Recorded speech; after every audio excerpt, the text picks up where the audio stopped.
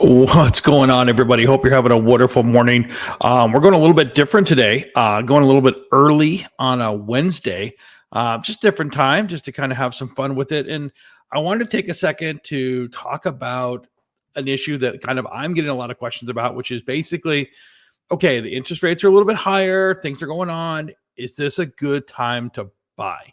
And there's a couple different ways that we can go about this. So the first thing that I want to go ahead and do is kind of pop up real quick just the idea of what are the four things that I'm going to be talking about today.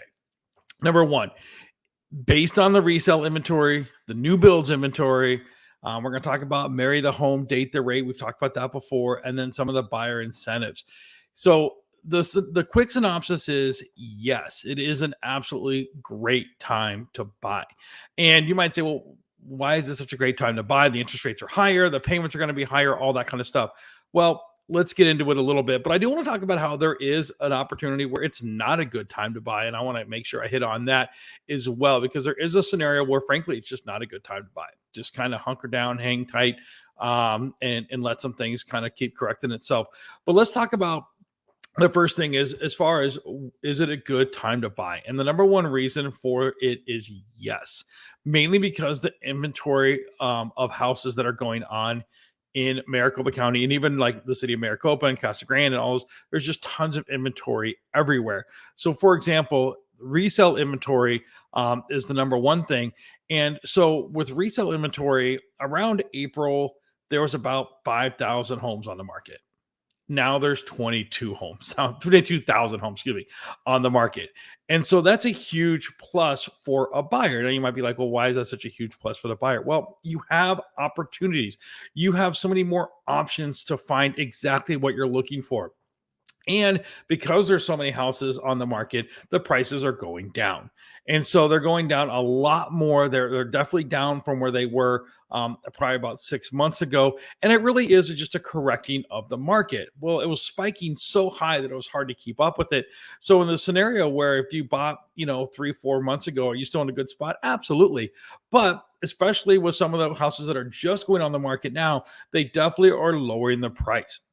So you're going to get more price for your home and a lower price for your home. Now, does that mean your monthly rate's going to go change? Not really, because obviously the interest rates are a little bit higher, and so your monthly costs are going to be about the same because you're paying less for your home, but you're paying more for interest rates.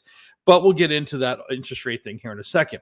But with the resale inventory so wide, you have so many more options to pick that dream home that you're looking for, or that first home that you're looking for at a price point that you definitely think that you can afford. And the good news is, if you get into that home now and you find the home that you like in the area you like, one, there's so many deals that can be had. And we'll talk about that here in a little bit, as far as what you can do as far as buying and getting things fixed and all those types of things in the resale. So again, what's going to happen when you buy that home? One, you're going to continue to get raises, and two, those interest rates are going to go down. Are they going to go down on the twos again?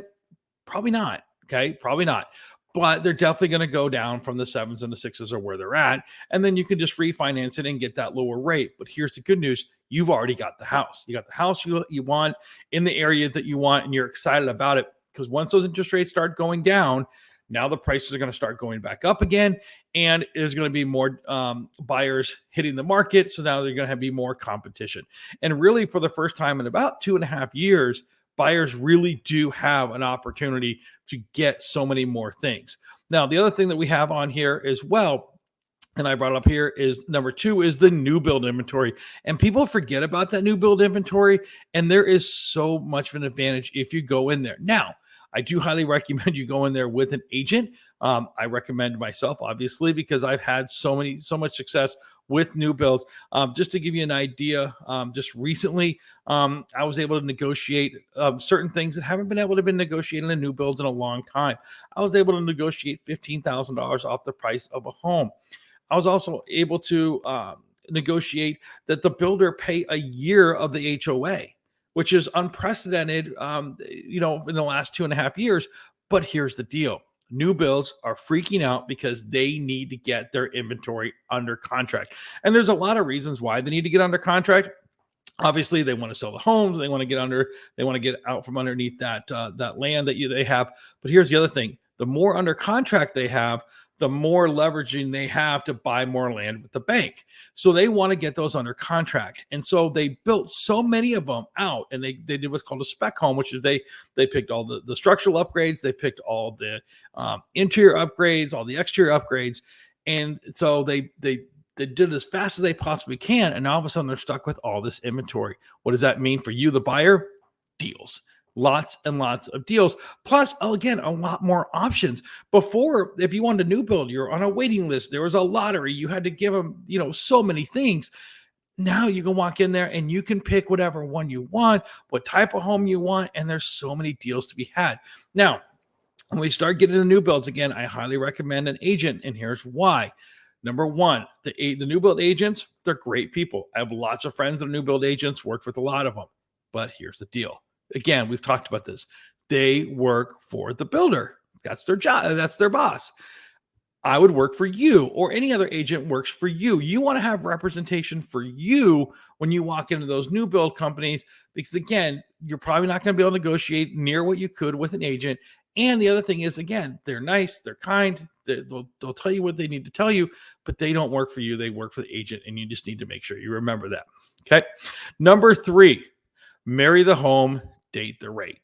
Again, we've talked about this before. We did a stream on this before. Find that home you want. Yes, the interest rates are higher than they are right now. But again, we need to put things into perspective. In the 80s, people bought homes at 16%. In the 90s, 9%. So this is still, I know that seems a long time ago, but again, it just shows that it is cyclical and the rates will go down.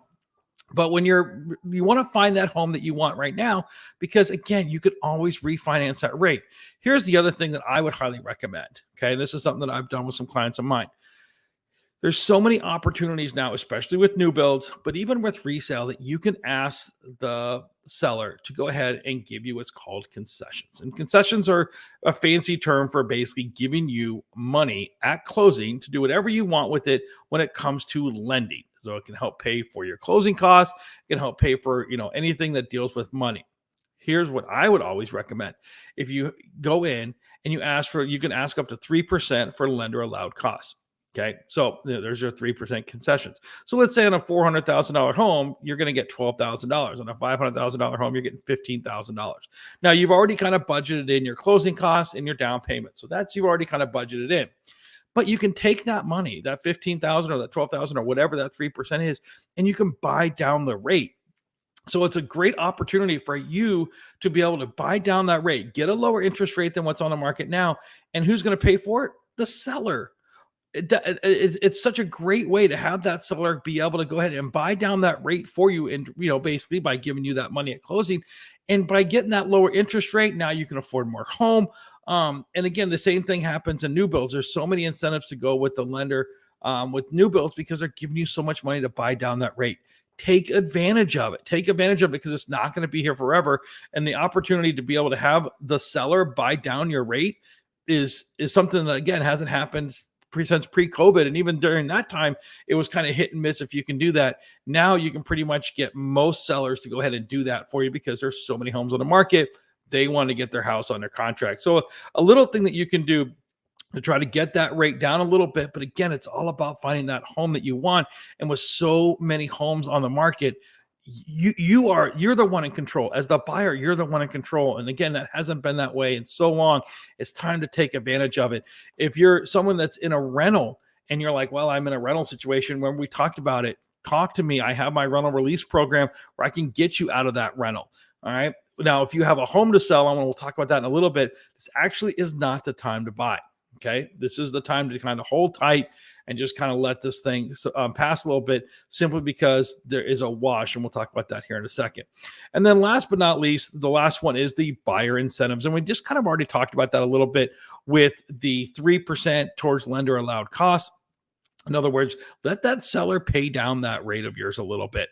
Let the seller go ahead and contribute to you buying down that rate. Maybe it's a full point. Maybe it's a half a point. Regardless, that payment's going to go down drastically when you start looking at interest rates going down a half a point to a full point. It's going to make a huge, major difference. Also, again, with new builds, okay, there's so many negotiating opportunities for those new builds because As a resale, you have one person that needs to get their house under contract and they're willing to do what it takes to get it on there. With new builds, you have a company that's looking at hundreds of homes that need to get under contract right now. Again, they built so much during the spike of the market that now all of a sudden they're stuck with all these homes that are already being built, and now they're freaking out, figuring how they're going to go ahead and be able to sell those. And so there's so many opportunities there with inventories.